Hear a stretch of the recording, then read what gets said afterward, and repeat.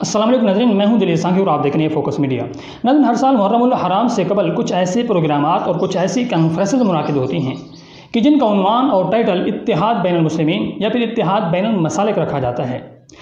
اور ہمیں یہ باور کرایا جاتا ہے کہ ان کا مقصد یہ ہے کہ محرم الحرام کا مہینہ پرامن گزرے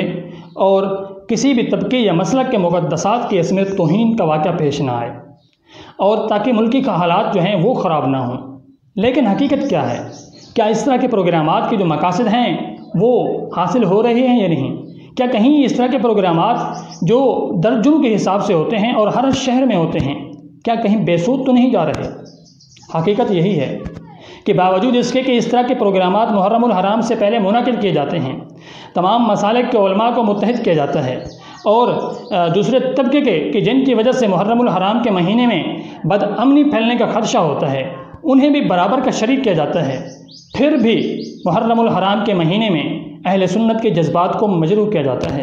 اہل سنت کے مقدسات کی توہین کی جاتی ہے، صحابہ کرام کی گستاخیاں کی جاتی ہیں اور برسر عام کی جاتی ہیں۔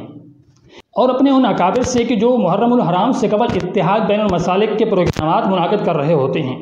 ان سے یہ سوال بھی ہے کہ آپ محرم الحرام سے قبل جتنے پروگرامات کرتے ہیں، درجنوں شہروں میں اتحاد کے نام پر آپ محنت کرتے ہیں، اس کے لیے مشقت اٹھاتے ہیں، اگر اتنی ہی مشقت توہین کرنے والوں کے خلاف قانون سازی کے لیے کی جائے اور اس قانون پر عمل داری کے لیے کی جائے تو کیا یہ فائدہ مند نہ ہوگا؟ وجہ اس کے کہ آپ کی وہ تمام تر کی محنت بے سود جائے اور اس کا کوئی بھی نتیجہ نہ نکلے۔ اگر دیکھا جائے، امن کو، ماحول کو دوسرے خراب کر رہے ہیں، اہل سنت کے مقدسات کی توہین دوسرے کر رہے ہیں، اور اہل سنت کے جذبات کو مجروح دوسرے کر رہے ہیں۔ اس کے باوجود ہم خود کو اتحاد کا داعی بتلاتے پھریں اور ہم خود کو پرامن بتلاتے پھریں، ہمیں کیا ضرورت ہے؟